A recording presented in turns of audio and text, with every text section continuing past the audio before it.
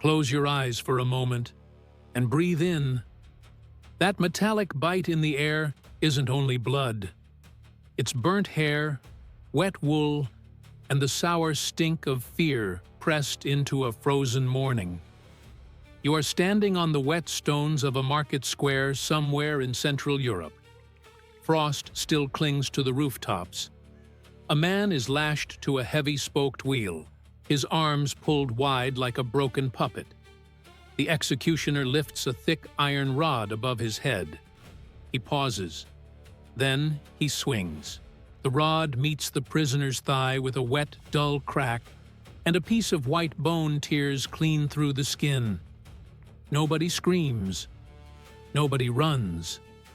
The crowd just watches, jaws clenched, eyes wide, the way you watch a thunderstorm roll over a field. Everything you were taught in school about this period is a polished lie. Teachers handed you a cartoon of dirty peasants, drunk knights, and lords swinging axes in fits of rage. They told you it was savage, disorganized, primitive. They were not just wrong. They were hiding something. Because what happened on those scaffolds was not a society falling apart. It was a society running exactly as designed. This brutality was not chaos. It was engineering. Cold, patient, mathematical engineering of human flesh. Inside the candlelit chambers of stone keeps, kings and their advisors were not foaming at the mouth. They were taking notes. They were sketching diagrams.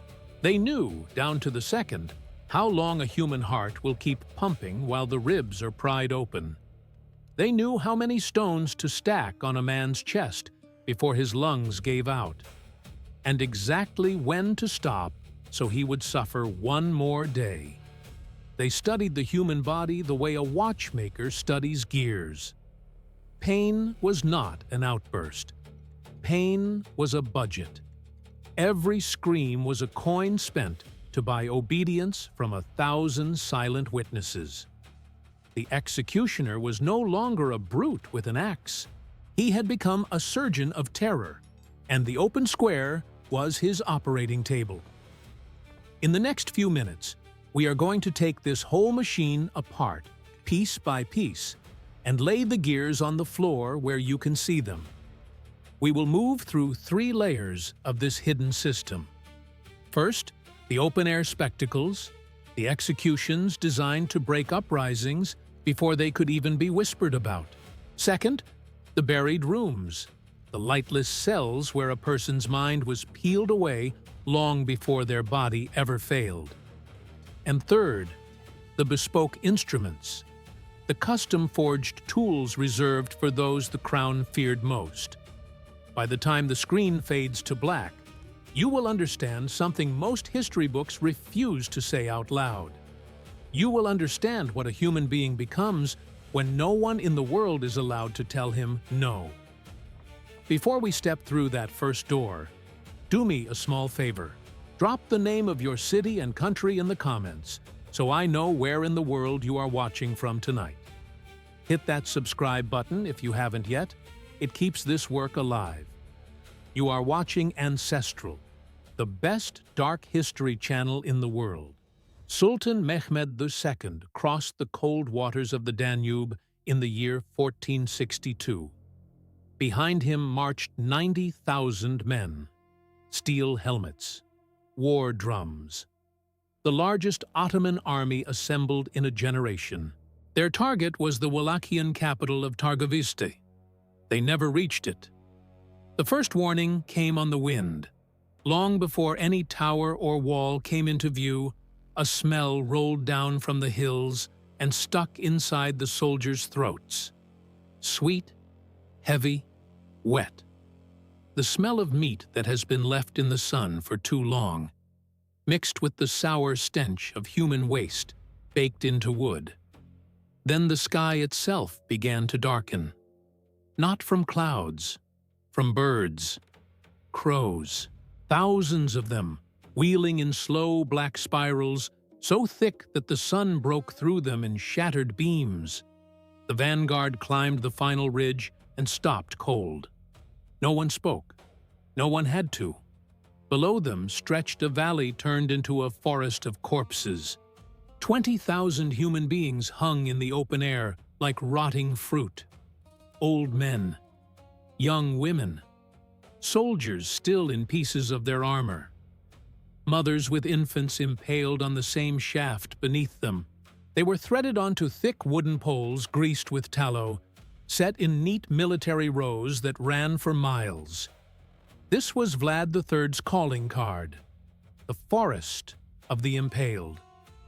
Vlad had not simply killed his enemies. He had turned the very soil of his country into a weapon. And Mehmed II, the man who had broken the walls of Constantinople, the conqueror of an empire that had stood for 1,000 years, looked at that valley, slowly turned his horse around, and ordered the retreat. An entire war ended without a single arrow being fired. Look at the engineering of the stake itself, because the cruelty was in the details.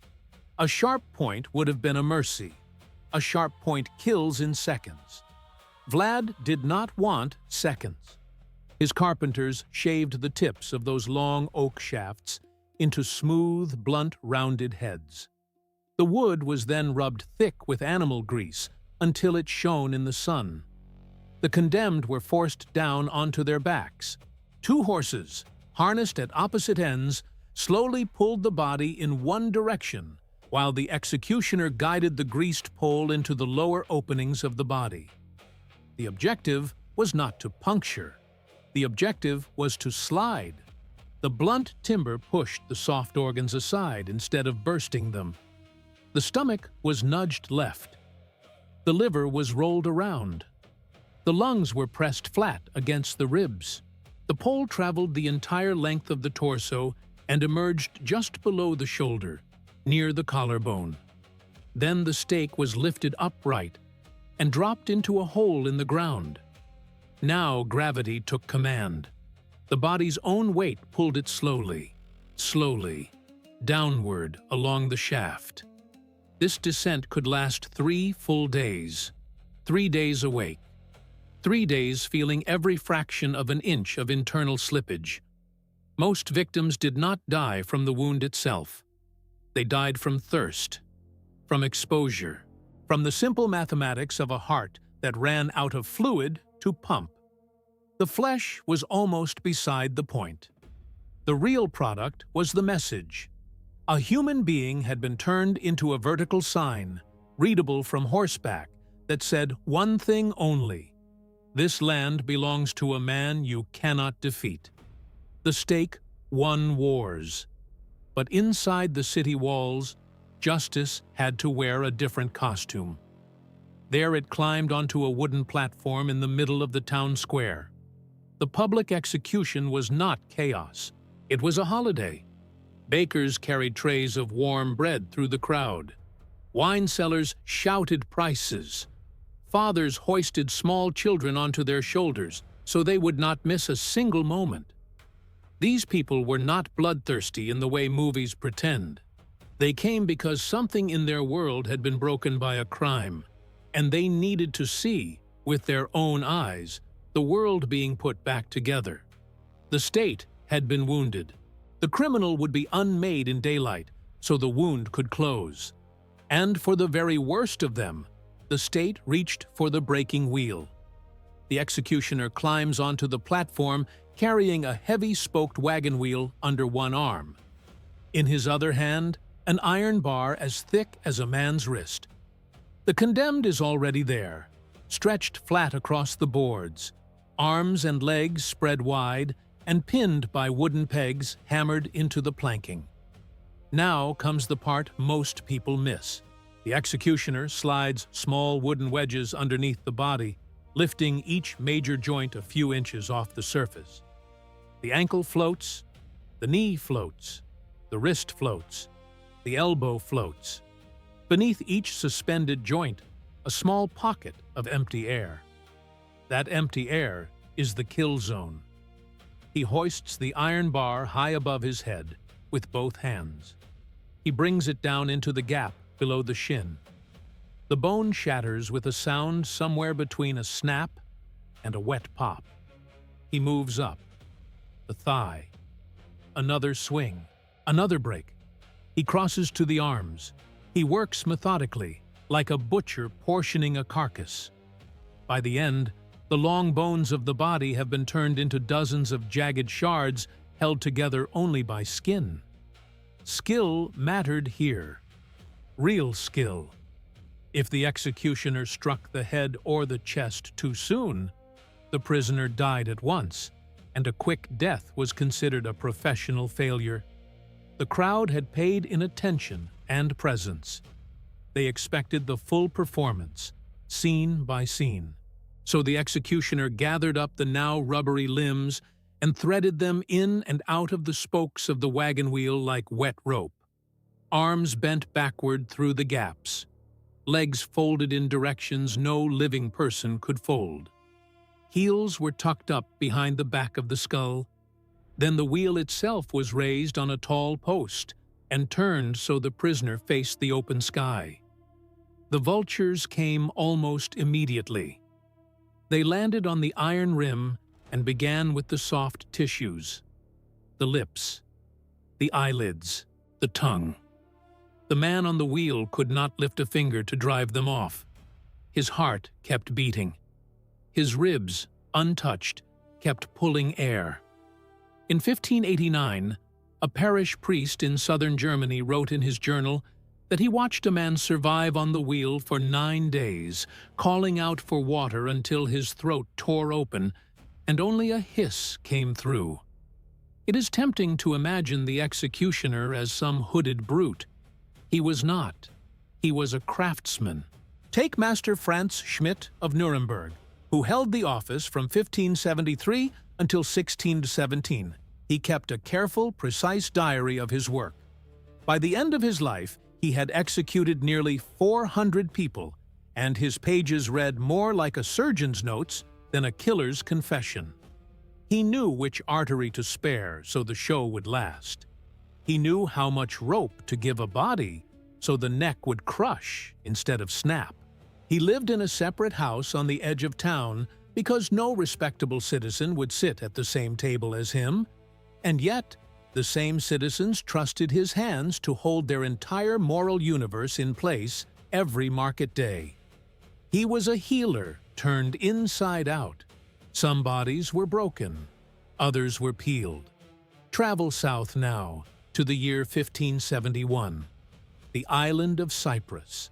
The Venetian commander Marcantonio Bragadin had defended the city of Famagusta for almost a year against an Ottoman force that outnumbered his garrison many times over.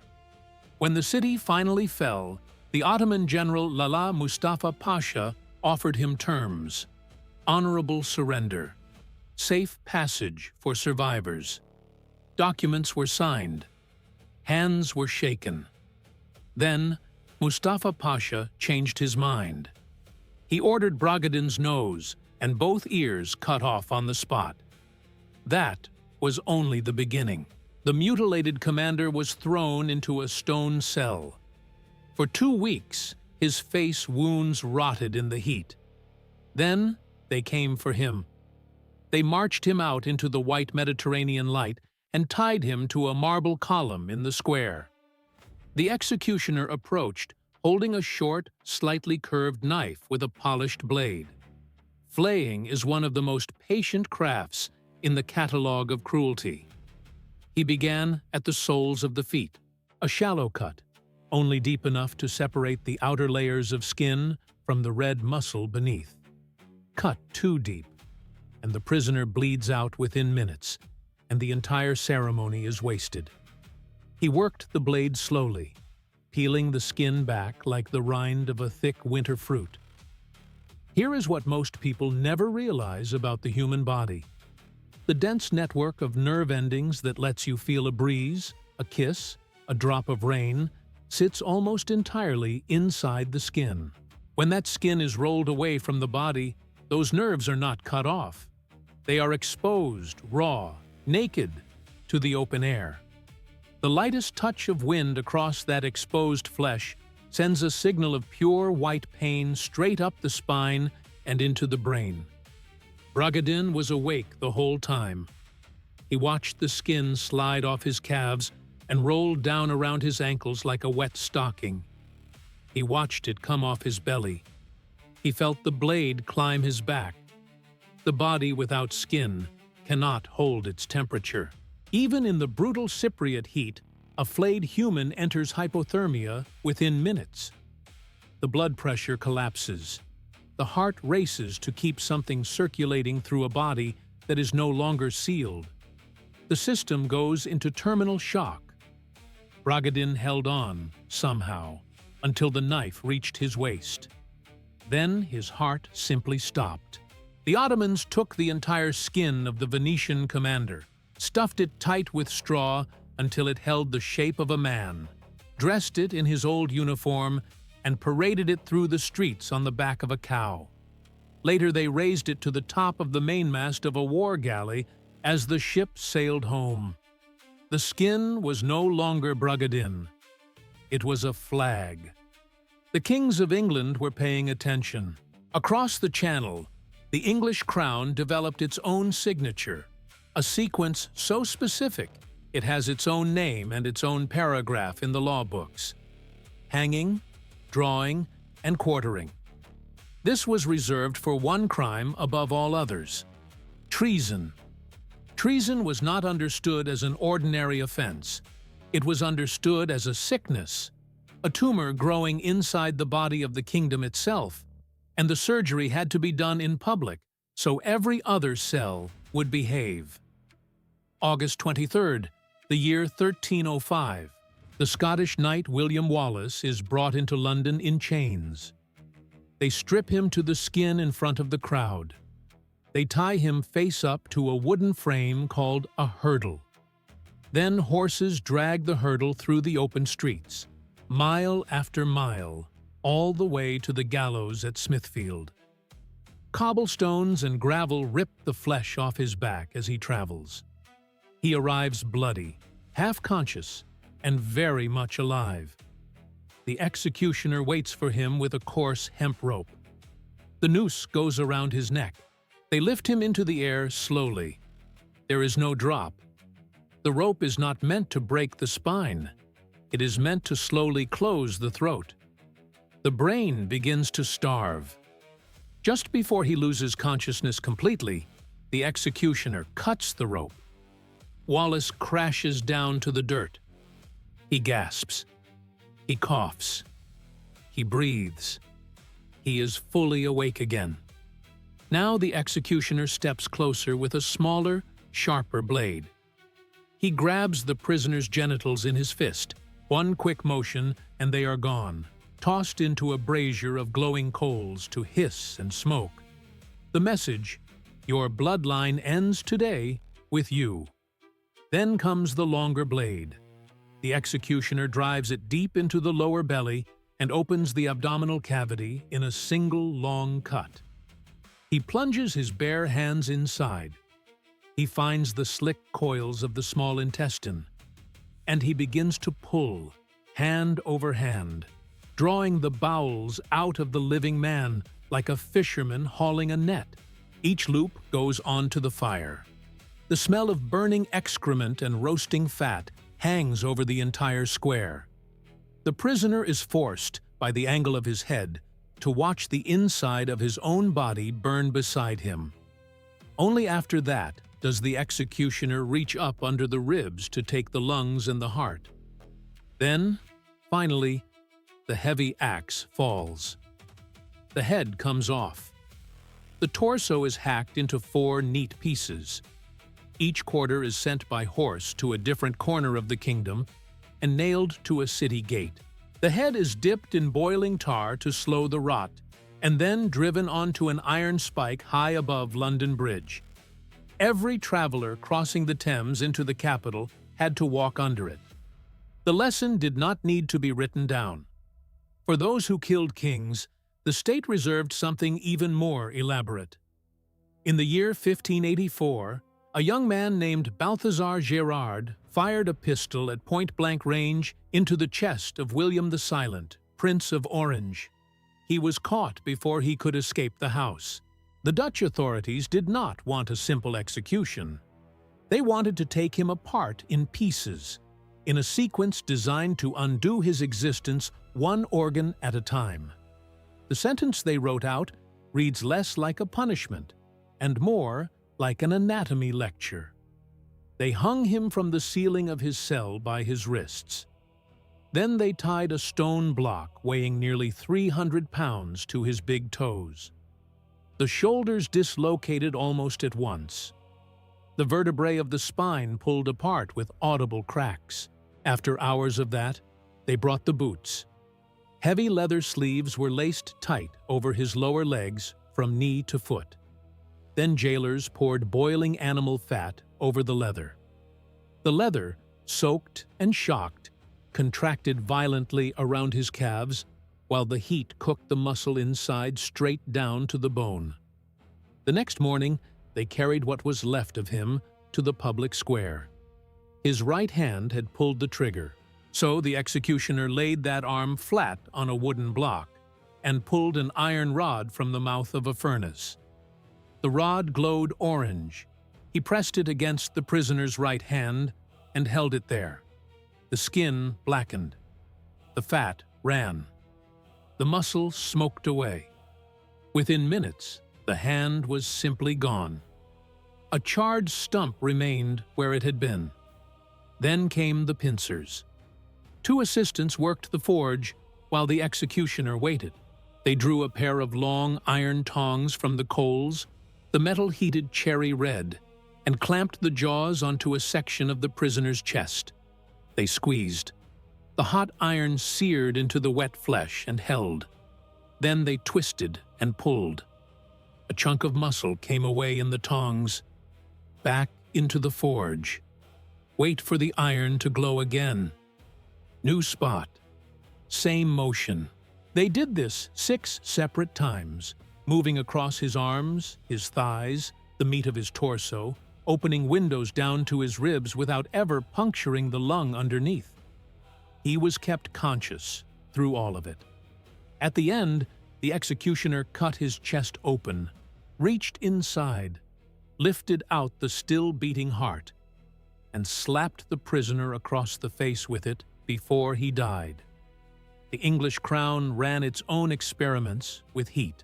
In the year 1531, King Henry VIII faced a problem that frightened him more than any battlefield.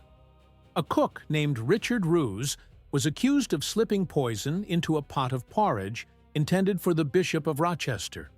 2 members of the household ate from it and died. Henry was famously paranoid about poison, and for good reason. Poison ignored guards. Poison ignored stone walls. Poison ignored the divine right of kings. It needed an answer that fit its quiet horror. So Henry pushed through a special act of Parliament that elevated poisoning to the level of treason, with one mandatory sentence written into the law: death by boiling. The royal executioners brought a massive iron cauldron into the square at Smithfield. They filled it with water. They built a fire underneath that took hours to bring the contents to a violent, churning boil. Richard Roos was stripped naked. His wrists and ankles were bound. A heavy iron chain was lowered from a tall wooden gibbet. They hooked him to it.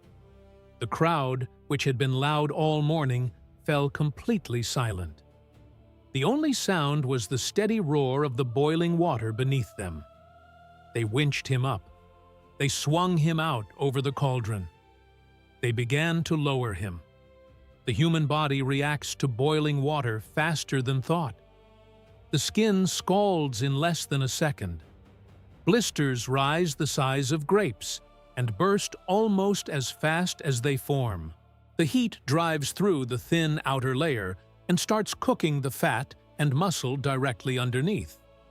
Every nerve in the affected area screams at maximum intensity until the heat itself burns those nerves out, and the screaming silences. But the executioners did not just drop him in. That would have been too quick. They lowered him to the ankles. They lifted him out. They lowered him to the knees. They lifted him out. They cooked him in stages, like a piece of meat being carefully prepared. The flesh sloughed off the bone in long ribbons that floated on the surface of the water.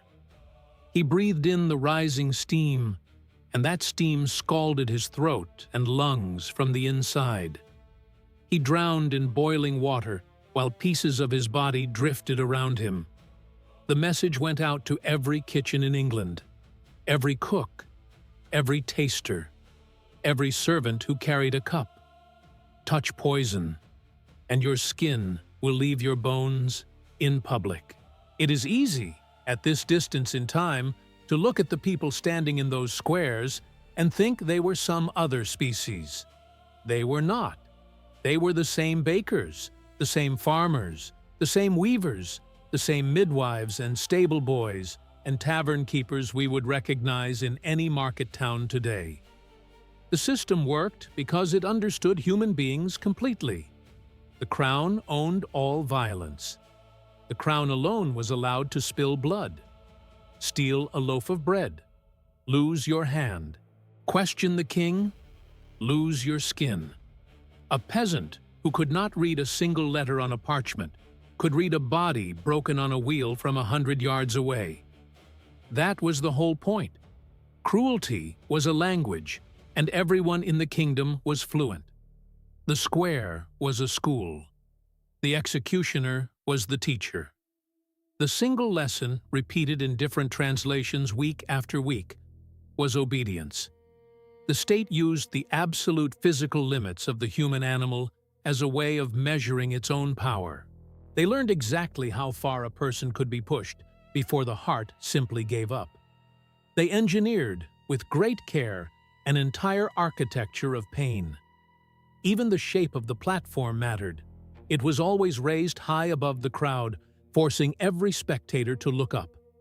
It placed the condemned closer to the sky, the heavens, the eyes of God, while still chained firmly to the cold mathematics of human law below. The wood of the scaffold soaked up centuries of blood and turned almost black with age. Whenever a new king entered an old city, he often ordered the entire scaffold torn down and rebuilt in fresh, pale pine, a clean stage for a new reign. The steps up to the block were designed to break a person before the executioner ever touched them. Each plank was a slow, deliberate count toward the end. Some prisoners simply collapsed halfway up, legs refusing to carry them any further. Assistants would seize them under the armpits and drag them the rest of the way. The performance had to be completed exactly as written in the sentence. If a prisoner fainted, a bucket of cold water hit the face, and the procedure resumed. You were not permitted to drift off into unconsciousness and slip away quietly. You were required to feel, fully and clearly, every weight of the crown's justice, with your eyes open. Before we step underground into the silent rooms where the state did its other kind of work, where minds were not broken in front of crowds but slowly dissolved alone in the dark, take one moment with me. Building something this honest, this unflinching, costs more than a click. The platforms that shape what you watch reward soft, sanitized history. Empty calories. We refuse to do that here. If this work matters to you, if you want it protected, step into our inner circle. The lineage. The join button is right below this video. This is not a tip in a hat. This is membership. You become part of the crew that holds this channel up against the wind. Members get content earlier, sharper, deeper. They keep the gates open. If real history runs in your blood, take the step and join us today. Now, here is the crack in the entire machine. Public terror had one weakness, and the smartest tyrants knew it from the start. It was public. Sometimes a victim refused to perform. Sometimes a man stood on the wheel with broken legs and would not scream. Sometimes a woman stepped up to the cauldron and simply prayed in a clear voice until the boiling closed her throat. When that happened, the entire calculation reversed. The crowd did not see a criminal being unmade. They saw a saint being born. Fear turned into reverence. The condemned became a martyr, and a martyr is a torch handed forward to the next generation. The truly cold architects of power understood this danger. They learned slowly that the deepest way to destroy a human being was not to take them apart in front of cheering crowds in the bright morning sun. It was to take them somewhere no one would ever see them again, and erase them entirely in the dark. The trapdoor gives way beneath your feet without warning. There is no rope, no rail, no second of grace. You drop straight down through pure black air. When you finally land, both ankles burst open against cold limestone. The sound your own bones make travels up through your spine and into your skull like white lightning. You throw your hands out into the dark, expecting a wall, a body, a guard, anything. You find only stone slick with something wet that you cannot identify. You are at the bottom of an oubliette. The name comes from the old French word for forgetting. The Crown was not interested in punishing you. The Crown was interested in deleting you from the record of the living. Sometime in the early 1500s, the O'Carroll clan ordered a hidden shaft cut into the floor of Leap Castle in the Irish Midlands. The drop was 8 feet straight down, and the floor at the bottom was studded with sharpened wooden stakes pointing up. Centuries later, when workmen finally pried open the chamber to clean it out, they hauled away cartload after cartload of human bones piled against the walls. The architects of these holes understood something that modern psychology only proved with instruments 400 years later. The human brain is not designed to function in a vacuum. Strip it of light, of sound, of even the slightest physical touch, and it begins to feed on itself. Within roughly 2 days at the bottom of one of these pits, the prisoner starts to hear things that are not there. A single drop of water falling from the ceiling lands on the floor with the force of a cannon shot. Paranoia comes next, fast and total. You begin to speak aloud just to confirm you still exist, because your own voice becomes the only evidence you have left. The stone walls drink the heat right out of your body. Your liver burns through every reserve of stored sugar within hours. Then the body begins to chew its own muscle for fuel. You wither in the dark, slowly, with no one ever coming to remove the dead. You sit, eventually, on top of the soft remains of the prisoners who were forgotten before you. Travel now to the Italian city of Pisa in the year 1289. Count Ugolino della Gherardesca is locked inside a stone tower called the Torre della Muda. They do not lock him in alone. With him, they place his 2 grown sons and his 2 grandsons. 5 members of one bloodline behind one door. The Archbishop Ruggieri then orders that door nailed shut from the outside. Iron nails driven through heavy oak. The key is carried out of the building, carried across the city, and thrown into the cold green water of the Arno River. This punishment has its own quiet name: Immurement, execution by abandonment. The body takes a long time to die from hunger. The mind takes only seconds. Ugolino hears the hammer ringing on the nails. He hears the footsteps walk away. He understands, in that single moment, that no human hand will ever touch that door again. For 3 days, the worst of it is the cramping in the gut. The stomach acid keeps churning even though there is nothing to digest, and it begins to eat the lining of the organ itself. By the 4th day, the bodies of all 5 men have shifted into deep ketosis, and the cell begins to smell faintly of nail polish and acetone, the chemical signature of a human being burning their own fat for survival. Ugolino watches his children fade in front of him in the half-light. His son Gado finally crumples to the floor and looks up with hollow eyes and asks his father, in a small voice, why he will not help. Ugolino has no help to give. He bites down on his own hands in helpless grief, drawing blood. His sons see the blood on his fingers and, with what little voice they have left, beg him to feed on their bodies after they die. Ugolino loses his sight on day 6.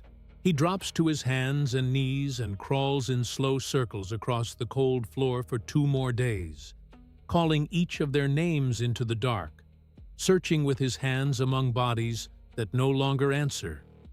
He dies on the 8th day. The door stayed nailed shut. The same Erasure was waiting for the highest born. December 1610. Hungary. The noblewoman Elizabeth Bathory is finally arrested after years of rumored killings of young women in her care. The accusations run into the hundreds. But Bathory is too high in rank. The crown cannot put a public axe to a woman of her blood.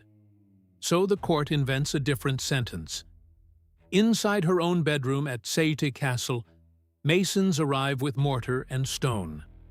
They seal her windows brick by brick. They wall up every doorway. They leave a single narrow opening in the masonry, just wide enough to slide a plate of food and a small cup of water through.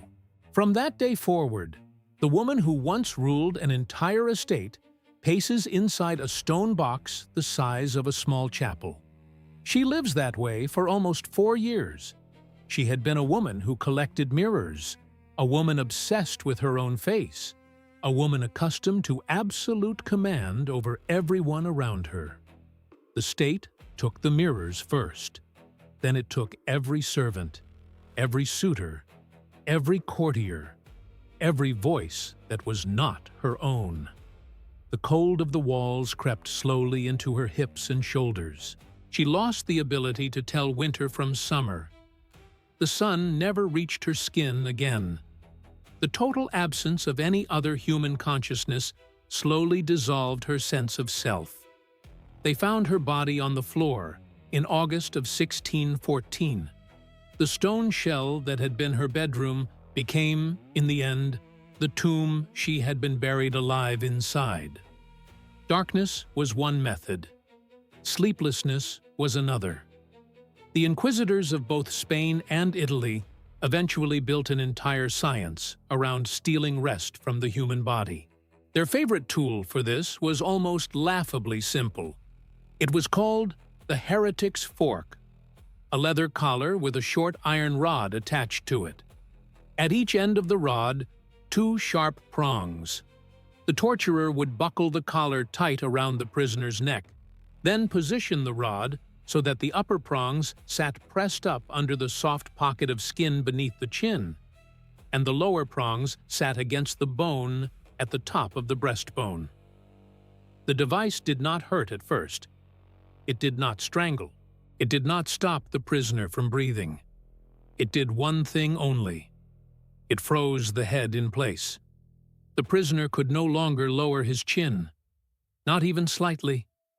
The moment his eyes closed and his head began to nod forward in sleep, the weight of his own skull would drive the upper prongs straight up into the meat of his throat.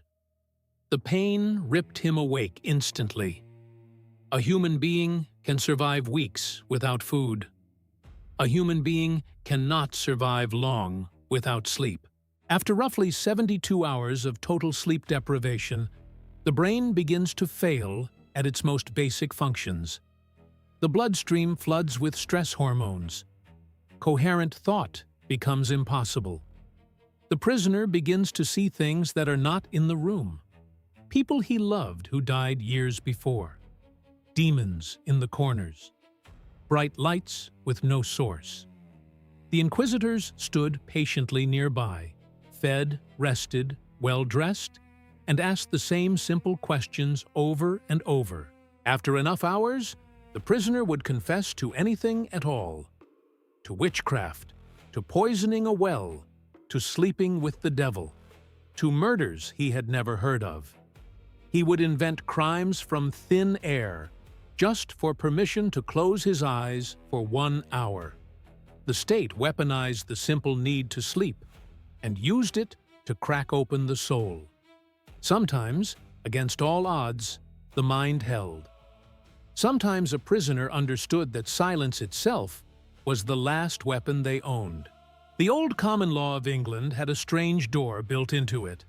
Before any subject of the crown could be put on trial, that subject had to enter a plea. Guilty or not guilty. If the accused refused to speak at all, the trial could not legally begin. No trial meant no conviction, and no conviction meant the crown could not legally seize the family's land or wealth. Whatever the prisoner owned would pass cleanly to their children. So the law devised an answer for those who would not speak. They named it in courtroom Latin, peine forte et dure, hard and forceful punishment. March 25, 1586, the city of York. A woman named Margaret Clitheroe stands accused of hiding Catholic priests inside her home during a season when the crown was hunting them.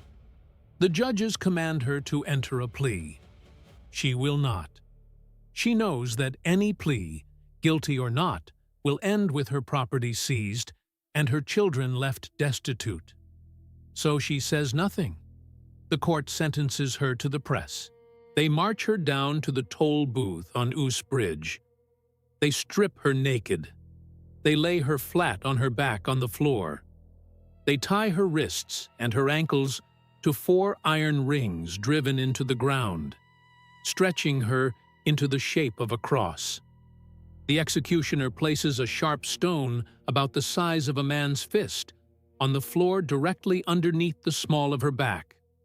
Then he lifts a heavy oak door off its hinges and lays the door across her chest, covering her body from neck to thigh.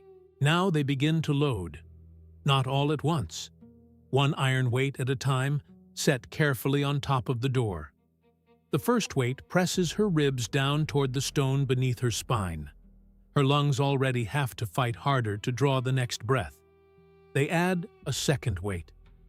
Her ribs begin to flex inward against their natural shape. They add a third. The cartilage between her ribs starts to creak, then snap. The rock under her back begins to grind upward into her spine. Her chest can no longer rise high enough to take a full breath. Oxygen levels in her blood collapse. Carbon dioxide builds up unchecked. She is suffocating, but in slow motion, over hours, fully awake the whole time. By the end, the executioners have stacked roughly 800 pounds of iron on top of her. The ribs finally shatter completely. The jagged ends of her own bones puncture her lungs from the inside. She drowns in her own blood. She never spoke a single word in court.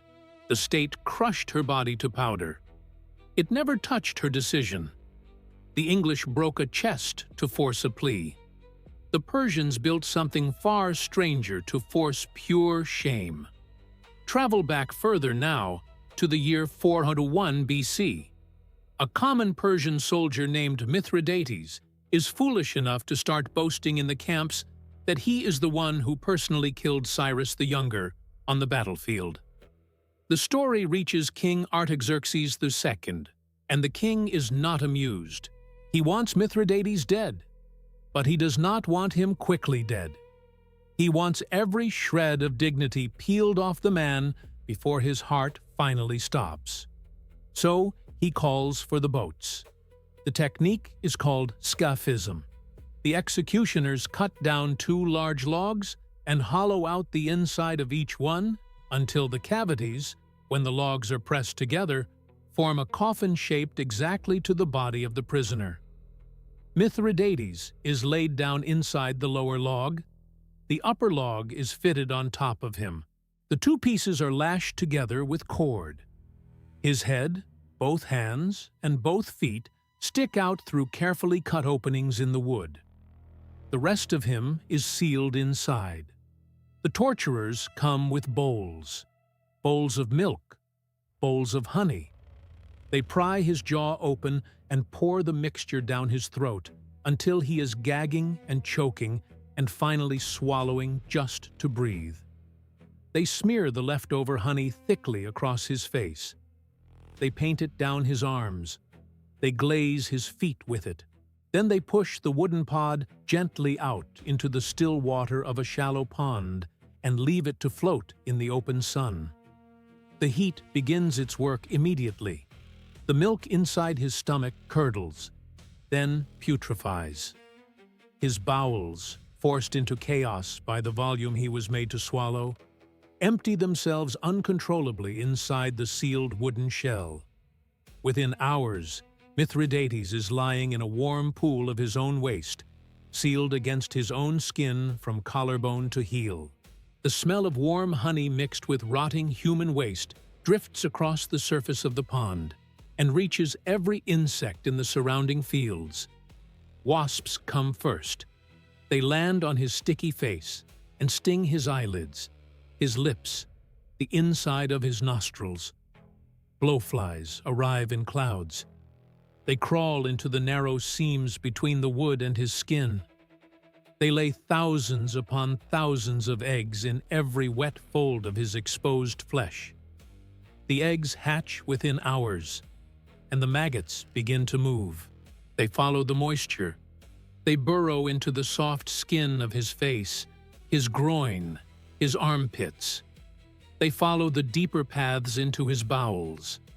They begin to eat him while he is still completely alive. His immune system goes into full revolt. He runs a brutal fever. He can feel the larvae moving inside his body. He goes mad with the itching long before he goes mad with the pain.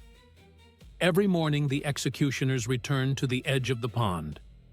They pry his mouth open again. They pour in more milk, more honey, more water.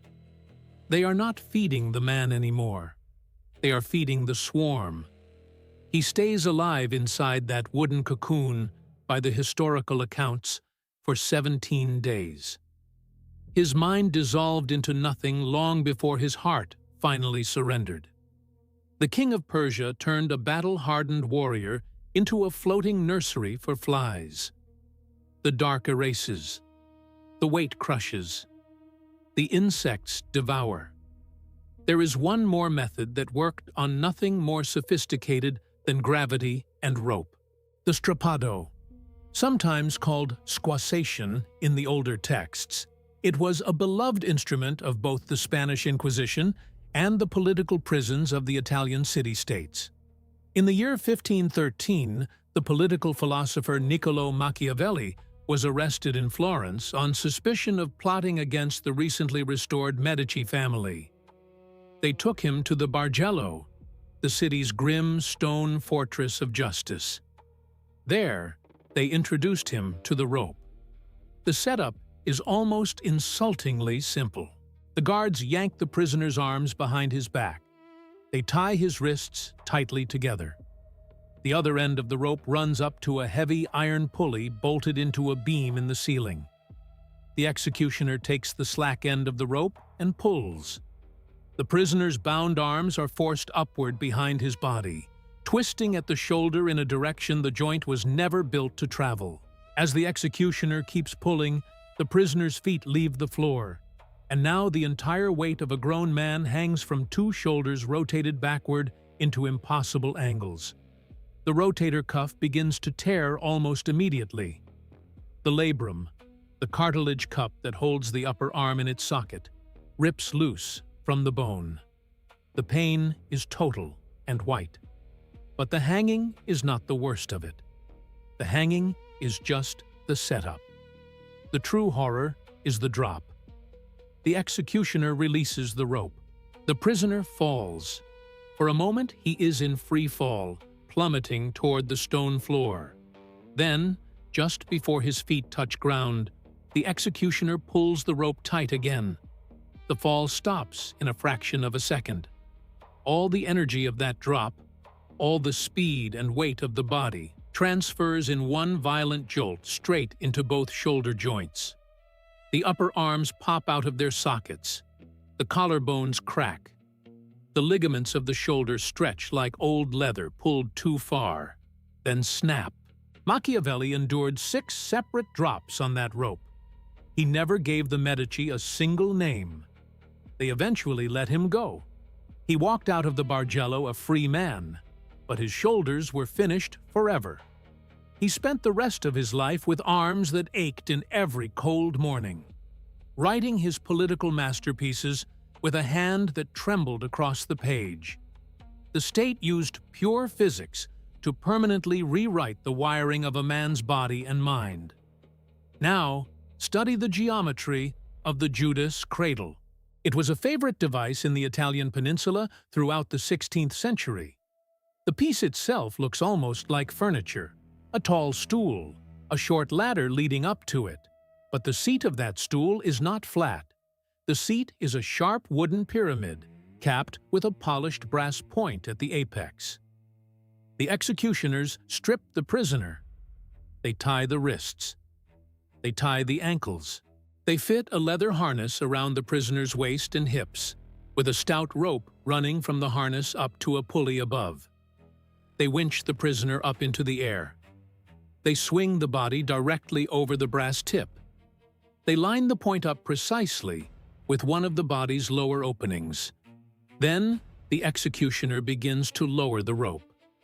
Not in a drop. Never in a drop. A drop would tear the prisoner open, cause massive bleeding, and end the proceeding within minutes. Instead, the rope is paid out 1 inch, then another. The prisoner's own body weight forces the brass wedge upward, slowly, into the body's interior. The sphincter tears open. The pelvic floor splits along its seams. The prisoner instinctively clenches every muscle in their thighs and core, trying to hold their body weight off the point through pure force. For a few minutes, it works. Then, the muscles fail. The thighs cramp. The body sags downward. The wedge climbs another inch. The cruelty of the Judas cradle is that the executioner controls time itself. The moment a prisoner begins to lose consciousness, the executioner pulls the rope tight again. The body lifts an inch off the wedge.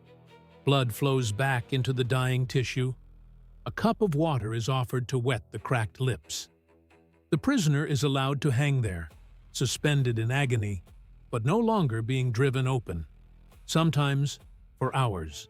Then, when the executioner is ready, the rope is loosened again, and the slow descent resumes. The whole ordeal could be drawn out across 3 full days. The brass point was never cleaned between victims. It stayed crusted with the dried blood and waste of every prisoner who had been on it before. If the wedge itself did not kill the prisoner, the infection that followed almost always did. Sepsis would rot the internal organs from the inside within a week. Look at the common thread running through every single one of these methods. The state, in each case, took something the human body fundamentally needs in order to live, and turned that very need into the weapon. The need for light became the weapon at the bottom of the oubliette. The need for sleep became the weapon hanging from a leather collar. The need to protect your children's future became the weapon stacked on top of a wooden door. The mind of a human being is genuinely strong. It can endure almost any horror if it can find a reason, a purpose, an audience. The hidden tortures of the Middle Ages were engineered, with great care, to remove every one of those reasons. They isolated the prisoner. They erased the witnesses. They made every scream completely private. And without an audience, no martyr can be born. There is only a person, alone in the dark, sliding quietly into a madness that no one will ever record. What you are looking at right now is the actual floor of human empathy, the point below which there is nothing left. To genuinely understand how these systems were built, you have to read the original engineering. That brings me to something I want you to see right now. The primary source I leaned on most heavily for the biological details in this script, the volume that maps the precise outer limits of medieval cruelty, is available right now in our shelf. Look at your screen. Click the View Products button just below this video. The book is a brick of an archive, the definitive text on the mechanics of medieval justice, and I built today's story directly out of its pages.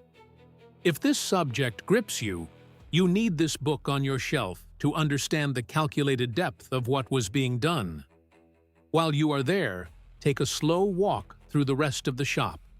I have curated a small set of strange and obscure historical pieces alongside the book. See what dark artifacts are waiting to find a home in your collection. Open the shelf right now. Browse those pieces while we keep moving. They could break your bones in front of a cheering crowd. They could erase your mind in a stone box no one knew the location of. But there was one final tier of medieval justice still waiting underneath all of this. A tier reserved for the absolute enemies of the crown and the church. Punishments designed with such cold precision, such mathematical elegance, that they force us to ask whether human empathy was ever a real thing at all. The executioners in this final tier put down the heavy hammer and the rough rope. They picked up fine surgical saws, intricate gears, carefully calibrated flames. They industrialized the production of human suffering. And the question waiting on the other side of this door is the worst question any historian can ask. What happens when the most brilliant engineers of an entire civilization are given one assignment, and one assignment only? Keep a human being alive and conscious while you slowly take that human being apart. Now look at the cold geometry of the saw. This method survived for more than 1,000 years, from the first emperors of Rome through the bishops' courts of the late Middle Ages. The setup never really changed. 2 executioners, one long iron crosscut saw with deep, hungry teeth. The condemned is stripped completely naked. Then the ropes go around the ankles. The body is hoisted upward by the feet and tied off to 2 heavy wooden posts driven into the ground, far enough apart that the legs are forced into a wide V shape. This single motion, this inversion, is the entire secret of the technique. Most people think the cruelty here lives in the saw. It does not. The cruelty lives in gravity. Your heart spends every second of your life pumping blood upward against the pull of the earth, fighting to push fresh oxygen into your skull. Flip the body over, and the heart keeps right on pumping. But now, it is no longer fighting gravity. Now, gravity helps it. Blood pours into the head. The veins around the eyes swell. The whites of the eyes go red. The brain receives a flood of fresh oxygen, far more than it normally gets in any hour of any day. This is the engineering. Under any normal circumstance, when the human body suffers a massive injury, the blood pressure crashes, the brain shuts down, and the victim mercifully drops into unconsciousness. The state did not want mercy. By hanging the prisoner upside down, the executioners forced the brain to remain awake. The over-oxygenated brain cannot fall into shock. It is held in a state of brutal, screaming awareness, while the rest of the body is destroyed beneath it. The 2 executioners step into position, one on each side. They place the cold iron teeth of the saw against the soft skin at the base of the groin. Then they begin to draw the saw back and forth in long, even strokes, the way a carpenter cuts through a beam. The teeth catch the soft flesh and tear it open. The friction grows hot enough to smoke. The blade reaches the pelvic bone, the densest, hardest piece of bone in the entire human skeleton. Now, the work becomes physical labor. The executioners lean their full weight into the strokes, grunting, sweating, their forearms straining. The vibration of metal grinding through bone travels up the spine of the victim and rattles the inside of the skull. The prisoner can feel the tremor of his own bones being ground into dust deep inside his own pelvis. The saw breaches the bladder. It tears open the loops of intestine. The contents of the stomach slide down across the chest and the chin and the face. Gravity continues to pull the soft organs out of the open seam in the body, and the prisoner is still awake, still hearing it, still feeling it. The blade reaches the diaphragm, the dome of muscle that separates the chest from the abdomen. Only there does enough blood finally leave the body to overcome the forced consciousness. The prisoner finally dims. The executioners keep sawing. They cut through the rib cage. They cut through the breastbone. They cut all the way through the skull. When they finish, the body falls to the dirt in two clean, separate halves. But the state did not always want simple death. Sometimes the state wanted theater. Sometimes it wanted a precise, brutal reversal of the crime itself, written in the body of the criminal. Transylvania, the year 1514. A peasant named György Doza rises up at the head of an enormous uprising against the Hungarian nobility. He sweeps across the countryside. He takes castles. He burns down the manors of lords. He rides like a king. He gives orders like a king. He even begins to call himself a king. The nobles eventually break his peasant army on the battlefield, and Doza is captured. The warlord, John Zapolya, who runs the operation, takes one long look at this peasant who dared to wear a crown, and decides that an execution by sword would be a waste of an opportunity. Doza wanted to be king. Very well.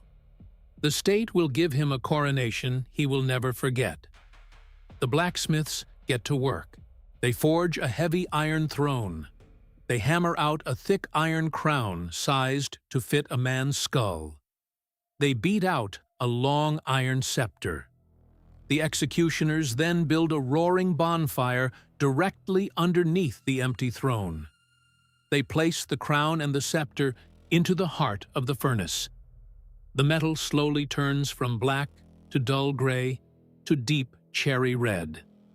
In the firelight, the regalia glows the color of sunset.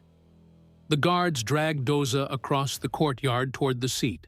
The heat coming off the iron throne chars the hair on his shins before he is even close. They lift him and they sit him down on the glowing metal. The water in the skin of his thighs and back boils on contact. The fat under his skin liquefies and runs down between the iron bars, sizzling and popping.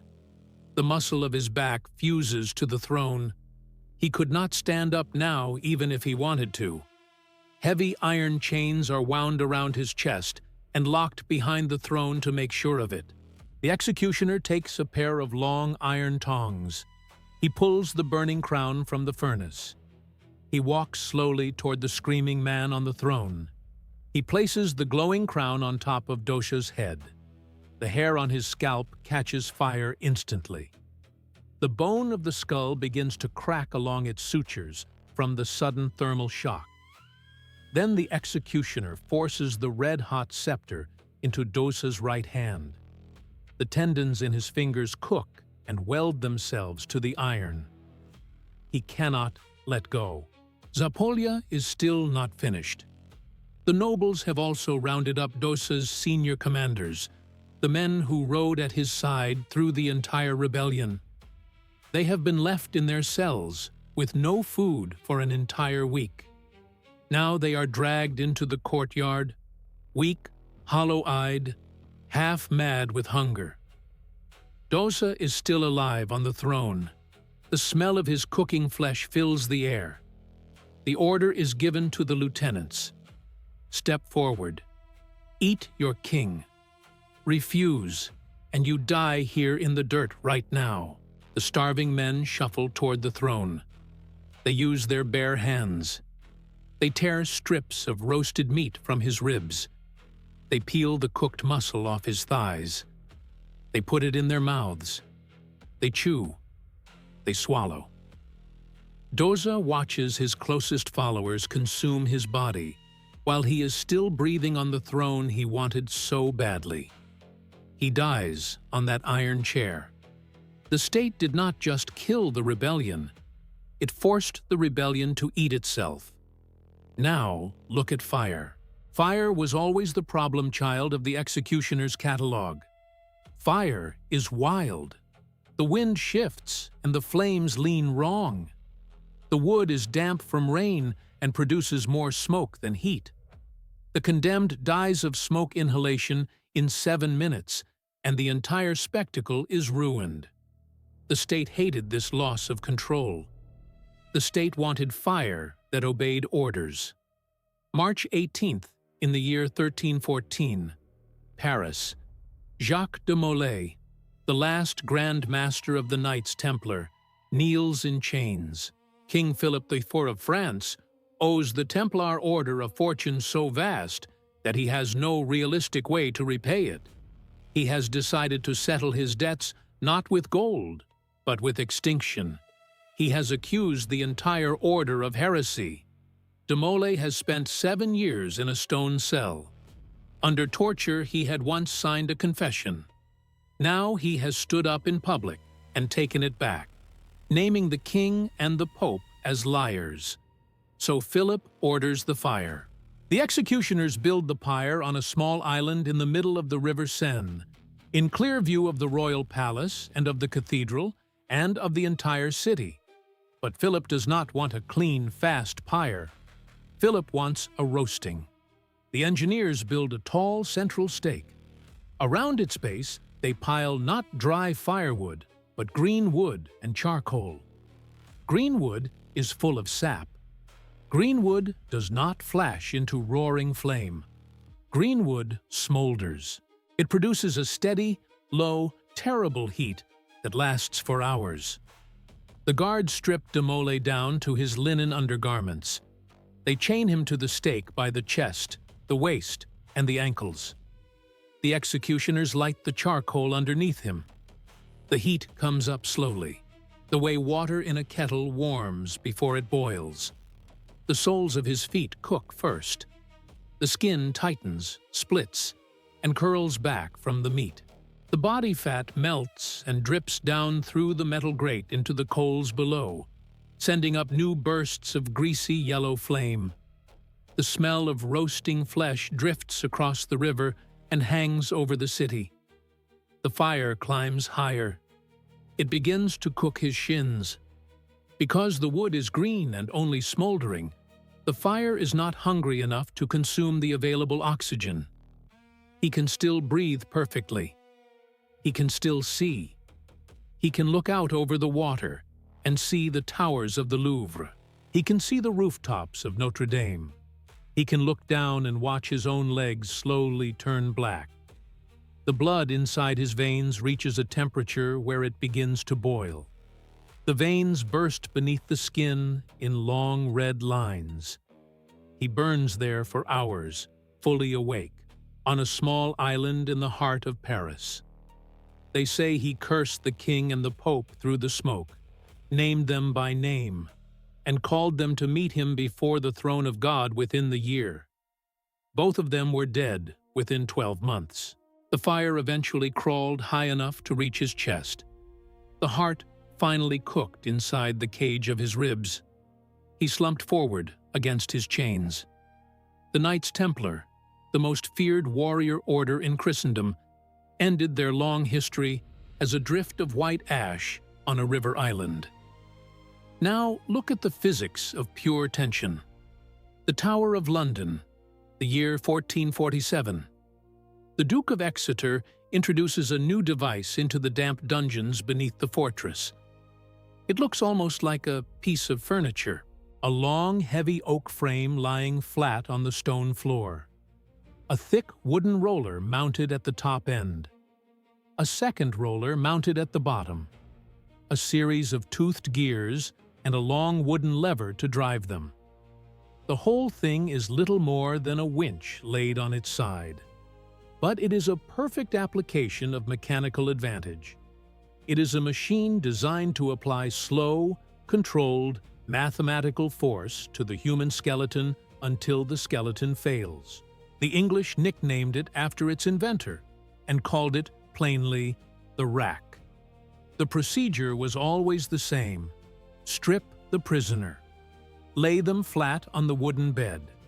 Tie the wrists tightly to the upper roller. Tie the ankles tightly to the lower roller. The executioner takes his place at the head of the device. He grips the long wooden handle. He pulls. The roller turns one notch. The gears click into the next position and lock there. The ropes go taut. The prisoner's body lifts very slightly off the boards. The executioner pulls again. The tension climbs. Your body, every body, is held together by an intricate web of ligaments, tendons, cartilage, and connective tissue. The rack is a device that asks one simple question of all of that tissue. How much can you take before you fail? The executioner pulls a third time. The cartilage in the knees begins to tear in soft, wet pops. The shoulders take the worst of the load. The ball of the upper arm starts to grind hard against the inside of the socket. The executioner stops. He leans down. He asks his question. Names, plans, confessions. The prisoner refuses. The executioner steps back and pulls the lever a fourth time. The sound that fills the dungeon, then, is unmistakable. A loud, wet, double pop. Both shoulders dislocate at once. The arms now stretch nearly 3 full inches longer than they were the day the prisoner was born. The hips wrench out of their pelvic sockets at the same moment. Every limb goes useless. The prisoner is paralyzed not by injury to the spine, but by pure tension, pinned to the wooden bed like an insect to a card. The vertebrae of the spine pull apart. The discs between them bulge and slip out of place. The executioner does not release the gears. He locks them where they are. He walks out of the dungeon. He goes upstairs to eat. The prisoner is left there for hours, sometimes overnight, stretched on the device. Every breath shifts a broken joint. Every involuntary muscle cramp is its own private agony. When the guards finally come back and release the ropes, the limbs do not snap back to their original lengths. The prisoner cannot stand. They cannot grip a cup.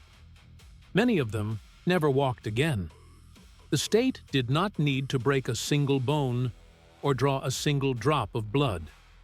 The state used pure mathematics. Force applied across distance. Tension overcomes resistance. The rack quietly disassembled the structural integrity of the human machine. Mechanical thinking kept evolving. The spine is a stack of small interlocking bones. The spinal cord runs through it like a thick rope of nerves.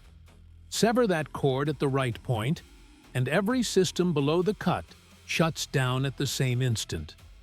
The Spanish engineers built a device specifically to attack that one anatomical pressure point. They called it the garrote vil. It was simple and beautiful and horrible. A solid wooden chair bolted to a thick wooden post. An iron collar mounted on the back of the post at neck height. Behind the collar, a long iron screw with a heavy brass handle. Turn the handle, and the screw drives the collar slowly forward into the back of the prisoner's neck. The Spanish Inquisition used this device, in one form or another, for centuries.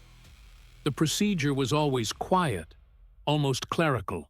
The prisoner is led to the chair and seated. The iron collar is closed around the throat. The executioner stands behind the post and begins to turn the brass handle. The screw bites into the collar and pulls it backward. The metal presses inward on the front of the throat. The cartilage of the windpipe deforms and starts to crush. The prisoner gasps. The tongue swells. The eyes bulge in their sockets. The executioner gives the handle another turn. The collar digs deeper into the soft tissue of the neck. The jugular veins are crushed flat from the inside. But all of this is just side effect. None of it is the goal. The real target is the spine. The collar is shaped with deliberate precision to snap the two highest vertebrae of the cervical spine, the small bones called the atlas and the axis. The instant those bones break, the spinal cord is pinched between them. Paralysis is total. The lungs stop. The heart stops. There is no swing of an axe. There is no spray of blood. The executioner does not even raise his voice. He simply turns a screw. It is industrial. It is silent. It treats the human body the way a mechanic treats a stuck engine. Tighten the bolt. Apply the pressure. Wait for the part to break. Then walk away. And now we arrive at the highest peak of biomechanical destruction in the entire medieval world, where myth blurs into anatomy and the line is hard to find. The year 867. The great heathen army has been carving its way across the kingdoms of England for 2 years. The Viking warlord Ivar the Boneless takes the city of York. He hunts down King Ella of Northumbria. There is old, deep history between these two men. King Ella, years earlier, had captured Ivar's father, the legendary Ragnar Lothbrok, and thrown him into a pit of vipers to die. Ivar has been waiting for this day since he was a boy. He demands a price for his father's death. He demands the blood eagle. Modern historians still argue over whether this ritual was ever truly performed or whether it was a horror story invented later by the saga writers. But the anatomical mechanics, when you walk through them, are precise enough to be real and chilling either way.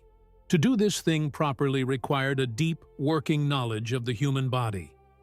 The executioners drag King Ella into the center of the camp. They throw him face down in the mud. They lash his wrists and ankles to wooden stakes driven into the earth. A heavy warrior plants one knee on the back of the king's neck to keep his spine perfectly straight and immobile. The lead executioner draws a short, sharp iron knife. He kneels beside the body. With the tip of the blade, he traces the outline of an eagle's spread wings across the king's bare back, mapping his work. Then he begins. He cuts a long, deep incision down the left side of the spine, parting the muscle from the bones. He cuts an identical incision down the right side. The thick slabs of back muscle are pulled aside and folded down over the ribs. The white curve of every rib is now exposed to the cold English air. Now comes the engineering problem. The ribs are anchored to the spine by tough ligaments and dense cartilage. They must be detached from the spine without puncturing the lungs that lie immediately beneath them. A lung punctured here would mean a fast, merciful death. And a fast death is exactly what this ritual is designed to deny. So the executioner takes a heavy iron chisel. He sets the blade of the chisel against the head of the first rib, exactly at the joint where it meets the vertebra. He picks up a heavy wooden mallet. He strikes the chisel one clean blow. The bone separates at the joint with a sharp crack. The vibration of the impact rings through the king's spinal cord and into his skull. The executioner moves down. The next rib. Another strike. The next. Another. He works his way down the left side, and then he crosses over and works his way down the right. When every rib has been freed from its anchor, the executioner sets the mallet aside. He pushes his fingers into the bloody trench of the wound. He gets a grip on the broken ends of the ribs. He pulls outward, hard. The rib cage cracks open in both directions like a pair of double doors. The bones spread wide and curve outward into the shape of a pair of bloody, half-folded wings. And Ella is still alive. His lungs, now uncovered, are exposed directly to the cold, open air. Each one is still inflating and deflating, fighting to do the only job it knows. The executioner reaches deep into the chest cavity with both hands. He cups the slick pink lungs. He lifts them up out of the body. He drapes them, one over each side, across the broken splayed ribs. The lungs continue to expand and contract for a moment, hanging there outside the body, filling and emptying like wet wings beating slowly in the cold. The king is forced to watch his own breath, his own life, escape from organs hanging in plain view across his back. The shock collapses the heart within minutes. Ivar the Boneless steps back from the corpse. He has not just killed an enemy king. He has carved a message into anatomy itself. He has told every Saxon ruler still alive on the island that the Vikings do not merely take lives. The Vikings rewrite the human shape. Look closely at all of it. Every single one of these methods. None of it was random. None of it was the work of brutes who simply liked blood. Every device, every ritual, every carefully timed second of consciousness, every measured turn of the screw was a precise calculation. The state needed a measurable amount of fear to control a measurable amount of population. So the engineers used the only laboratory they had. They used the human body. The executioner was not a thug. He was an applied scientist. The wooden scaffold was his workbench. He calibrated rope, flame, and iron the way a clockmaker calibrates a movement, hunting for the exact ratio that would extract the maximum number of waking seconds from a dying man. And here, at the end, is the part of this story most people never want to face. When we look back at the Middle Ages from the safe distance of our centuries, we tell ourselves a comforting little fairy tale. We tell ourselves that those people were not really like us, that their brains were wired differently, that something in their nature made this kind of cruelty possible, and that something has been outgrown, evolved past, left behind in the dirt of older centuries.